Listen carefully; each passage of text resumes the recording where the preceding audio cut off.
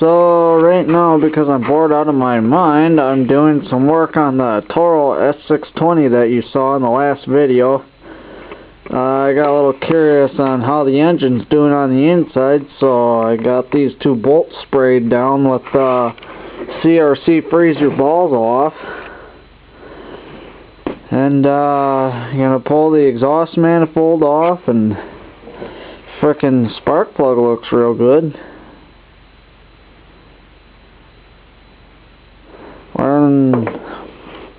I have learned that you do not use Champion spark plugs anymore. They just don't have the quality of what they used to, and NGK spark plugs, especially the commercial and the cut ones, seem to be like the best damn spark plug I've ever used yet. So yeah, this is the motor. It's a 2.5 horsepower Tecumseh AH600 motor, and my personal opinion on these is that they're a really good motor, and they got a lot of power. And I wish this engine would have been on that little Craftsman I used to have.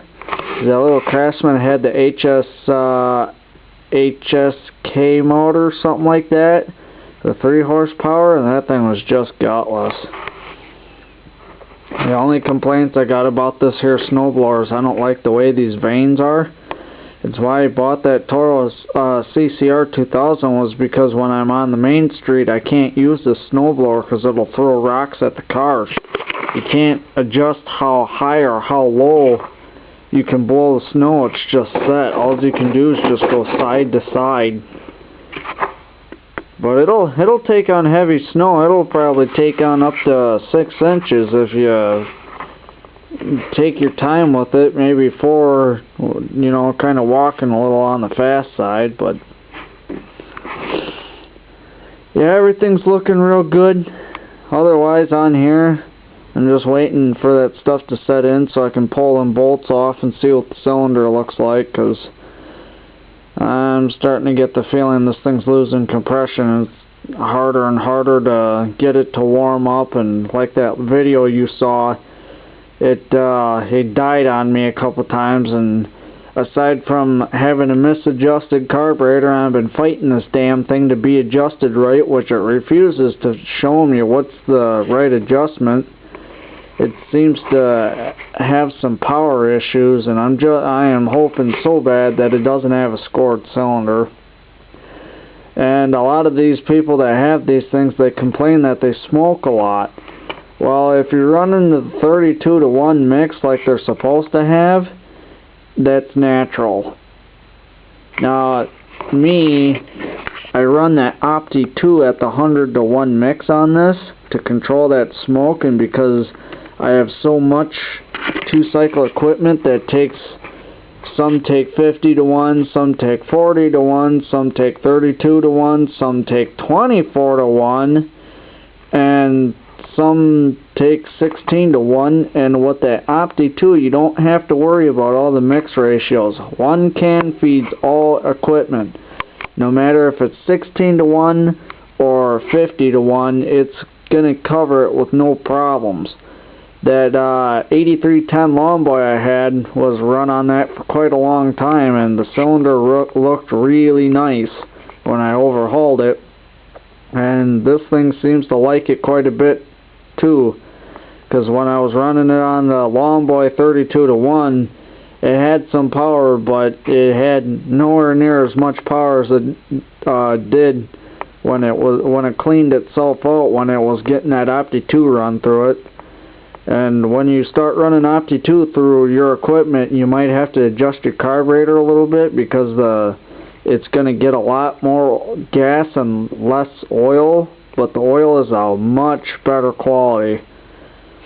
And those who like that AMSOIL Sabre 100-to-1 or that Interceptor, now this stuff is, Opti 2 is just as good, maybe better.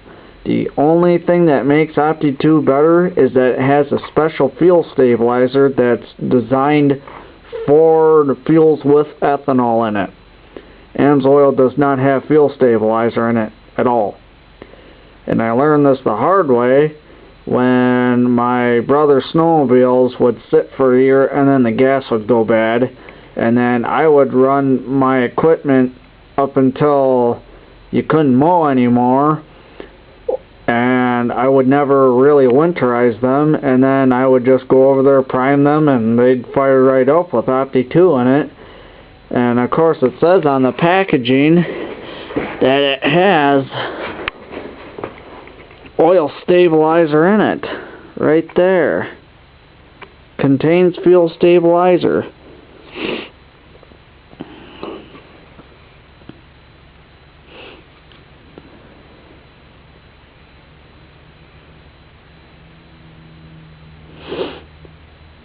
This shit is real potent.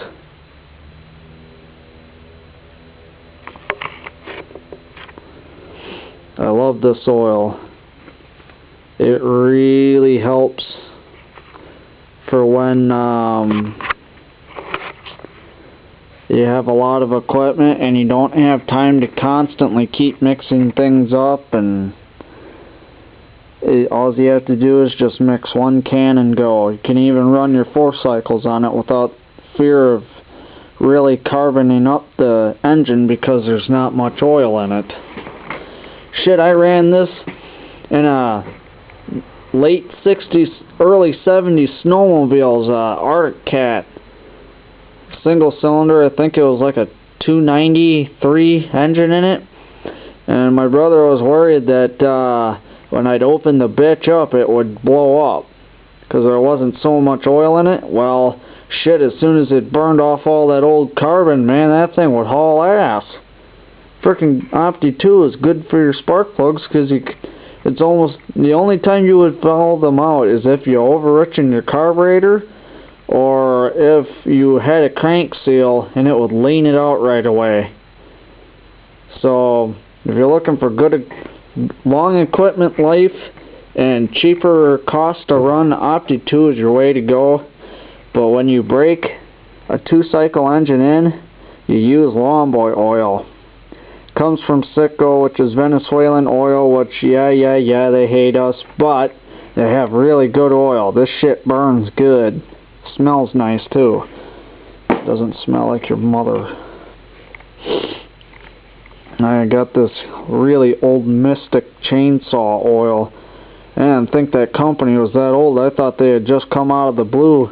This is old SAE 30. It's an old cardboard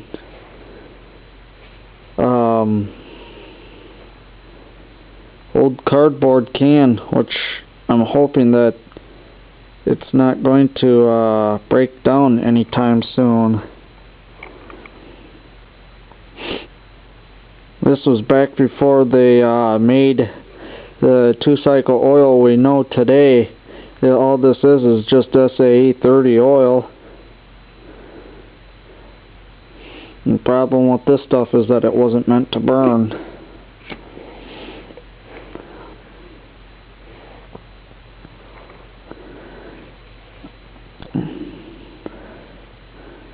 What the hell is this? This is genuine 2-cycle oil. This is probably TCW2. There was an Amish place, an Amish store, what we called the Amish Walmart around here. And every time I would go there, I'd see some kind of old oil that would be worth something and get it for a pretty good price. And that's where I got some of that snapper oil in an oil video I once had and shit like that. And I'll reshoot the video and show you all the 2-stroke oils I got collected. I only do it because you see some pretty interesting stuff. So, hope you enjoyed the video, and see you in the next video. Don't know when it'll be, but it's been warming up out here. It's been hanging in the 30s. hopefully I'll be able to put this damn thing away and take out the Lone Boys and do some year-round pollution in a t-shirt. So, later!